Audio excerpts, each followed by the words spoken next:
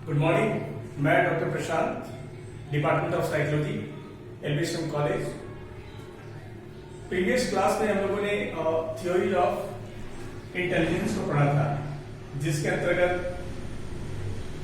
Guilford theory हम लोगों ने पढ़ा था, Spearman theory, two factors theory जिसको हम लोग कहते हैं। आज हम लोग इसके अलावे थॉर्स्टन का जो मल्टीपल इंटेलिजेंस थ्योरी है उसको भी पढ़ा। आज हम लोग स्टर्नबर्ग का त्रिचापीय सिद्धांत या ट्रायकिक थ्योरी ऑफ इंटेलिजेंस को पढ़ेंगे। जैसा कि हम लोग जानते हैं कि स्टर्नबर्ग ने 1985 के आसपास 1985 में ही बुद्धि के सिद्धांत को प्रतिपादित किया, जिसको बुद्धि का त्रिचापीय सिद्धांत या ट्रायकिक थ्योरी भी कहा जाता है। इस सिद्धांत के द्वारा समस्या समाधान यानी कि प्रॉब्लम सॉल्विंग में निहित जो कॉग्निटिव प्रोसेस है उसको समझने का प्रयास किया गया है। इसके अंतर्गत जो 3 कंपोनेंट्स उन्होंने बताए, जिसके चलते इसको हम लोग त्रिचापीय या ट्रायकिक थ्योरी कहते हैं, जिसमें पहला है घटकीय उपसिद्धांत। घटकीय उपसिद्धांत, इसके अंतर्गत हम लोग बौद्धिक व्यवहारों में निहित जो कॉग्निटिव प्रोसेस है उसके बारे में जानने का प्रयास करते हैं। और इसके अंतर्गत भी 3 चीजें आती हैं, जिसमें पहला है अभिघटक। यह घटक योजना बनाने, कार्य प्रगति की देखरेख करने एवं समस्या समाधान के बाह्य एवं आंतरिक संसाधनों के आवंटन में संलग्न होता है। वहीं दूसरा निष्पादन घटक, यानी कि यह अभिघटक द्वारा कार्य निष्पादन यानी कि वर्क परफॉर्मेंस या जॉब परफॉर्मेंस एवं प्रॉब्लम सॉल्विंग के लिए बनाई गई एक स्ट्रैटेजी है। और तीसरा, जिसको हम लोग बोलते हैं नॉलेज एक्विजिशन कंपोनेंट या ज्ञानार्जन घटक।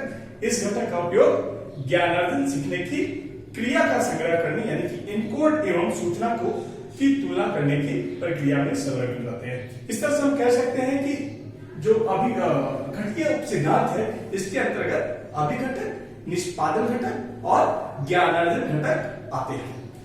सेकेंड है अनुभवपरक उपसिद्धांत। अनुभवपरक उपसिद्धांत यानी कि एक्सपीरियंशियल जो सब थ्योरी है, ये भी कहा जाता है इसको। इस सिद्धांत का संबंध व्यक्ति के जो एक्सटर्नल और इंटरनल जो एनवायरमेंट है उसके बीच का संबंध है। यह सिद्धांत बताता है कि कैसे व्यक्ति के जो स्पेसिफिक एक्सपीरियंस है वो इंटेलिजेंस को प्रभावित करता है और कैसे बुद्धि उसके जो इंडिविजुअल एक्सपीरियंसेस है उसको प्रभावित करता है। यानी कि यह बुद्धि के साथ क्रिएटिविटी के एक नोबेलिटी और मौलिकता को, या आप कह सकते हैं कि फंडामेंटल जो उसके ट्रेट्स है उसको जोड़ता है। यह बार बार लगातार एक ही तरह के कार्य को करता है। नेक्स्ट है कॉन्टेक्चुअल सब थ्योरी या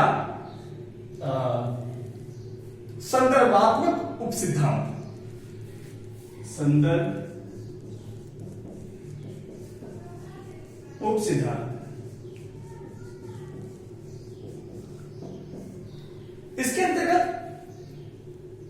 हम स्पेसिफिक जो कल्चर्स है, स्पेसिफिक जो इसके बिहेवियर्स है, जिन्हें हम इंटेलेक्चुअल बिहेवियर भी कहते हैं, इसका संबंध एनवायरमेंट के साथ कैसे व्यक्ति अपने को प्रभावपूर्ण ढंग से अनुकूल करता है, यानी कि किस तरह से इफेक्टिव तरीके से एडजस्टमेंट करता है और विभिन्न संदर्भों में उपलब्ध संसाधनों के साथ अभियोजन को किस तरह से अपनी एबिलिटी, योग्यता के आधार पर वो अपने आप को उस इन्वायरमेंट में अपने आप को किस तरह से समाहित करता है, समायोजित करता है। स्टर्नबर्ग ने यहां यह भी कहा कि बुद्धि के अंतर्गत पर्यावरण के साथ अनुकूलन स्थापित करने, अपने को उसके अनुरूप ढालने तथा चयन के लिए आवश्यक मानसिक योग्यता में सम्मिलित है। इसका संबंध वातावरण में परिवर्तन लाने की चेष्टा भी है। इस तरह से हम कह सकते हैं कि घटकीय उपसिद्धांत, अनुभवपरक उपसिद्धांत और संदर्भात्मक उपसिद्धांत यह स्टर्नबर्ग के मौलिक उपसिद्धांतों में आता है। इसके अलावा जो स्टर्नबर्ग ने बुद्धि को निम्न जो 3 श्रेणियां जो बांटिया है उसके अंतर्गत एनालिटिक इंटेलिजेंस, क्रिएटिव इंटेलिजेंस और एक है प्रैक्टिकल इंटेलिजेंस, जिसको हम लोग व्यवहारिक बुद्धि भी कहते हैं। अब इन तीनों को थोड़ा थोड़ा हम लोग जानने की कोशिश करेंगे। पहला है विश्लेषणात्मक या एनालिटिकल इंटेलिजेंस। विश्लेषणात्मक बुद्धि का संबंध उत्तम संश्लेषक से होता है।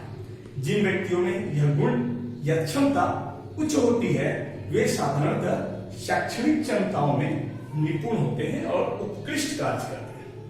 वहीं पे यदि किसी के अंदर क्रिएटिव इंटेलिजेंस है या सृजनात्मक बुद्धि है तो यह उस योग्यता को कहते हैं जो दिए हुए आंकड़ों पर जोड़कर या जाकर नए नए तथ्यों को अपने इंटरेस्ट के साथ उत्पन्न करते हैं। यह योग्यता वैज्ञानिकों में ज्यादातर पाई जाती है। तीसरा है व्यवहारिक बुद्धि या प्रैक्टिकल इंटेलिजेंस। इस बुद्धि का संबंध थ्योरी या जो प्रैक्टिस में लाने की योग्यता है, मतलब अपने में व्यवहार में लाने की योग्यता है। दूसरे शब्दों में इसका संबंध अमूर्त विचारों को व्यवहारिक उपलब्धियों में रूपांतरित करने की योग्यता रखता है या योग्यता से लगाया जाता है। इस तरह से हम कह सकते हैं कि बुद्धि के सिद्धांत में चापी सिद्धांत इंटेलिजेंस के थ्योरी में एक प्रमुख स्थान रखता है। नेक्स्ट जो थ्योरी है हम लोग पढ़ेंगे पास्ट मॉडल, जिसको दास, नागलिनी एवं किर्बी ने किया था। इसको भी हम लोग जानने का प्रयास करेंगे। पास्ट मॉडल जिसमें प्रमुखता से दास, नागलिनी एवं किर्बी का नाम लिया जाता है, जो 1994 के आसपास इसको डेवलप किया गया था। पास्ट थ्योरी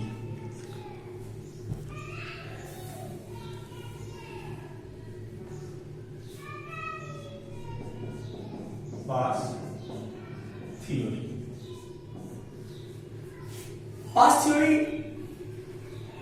मैंने अभी जस्ट बताया कि दास, नागलिनी एवं किर्बी ये 3 प्रमुख लोग जिन्होंने मिलकर प्लानिंग, अटेंशंस, स्टिमुलेनियस एंड सक्सेसिव, जिसको हम लोग पास्ट या पास्ट मॉडल के रूप में जानते हैं। इसका मतलब थोड़ा हम इस तरह से निकालेंगे या इस मॉडल को जानने की कोशिश करेंगे। पहला है अटेंशन से या अराउजल, जिसको हम लोग भाव प्रबोधन एवं अवधान कहेंगे, जिसके अंतर्गत हमारे मस्तिष्क में भाव प्रबोधन एवं अवधान के लिए उत्तरदायी जो नर्वस सिस्टम के द्वारा हमारे मेमोरी और जो हमारे माइंड में जो एक इमेज क्रिएट होता है वह किस तरह से, उसका बेसिक जो बेस है वो क्या है, यानी कि भाव प्रबोधन किसी भी क्रिया या व्यवहार का मूल आधार है, यह हम कैसे कह सकते हैं, यह पास्ट मॉडल बताने की कोशिश करता है। जैसे कि मान लें कि हम बाजार फल और सब्जी खरीदने के लिए जाते हैं। यह क्रिया फल और सब्जी के लिए आवश्यक या लालसा या मांग पर आधारित हो सकता है।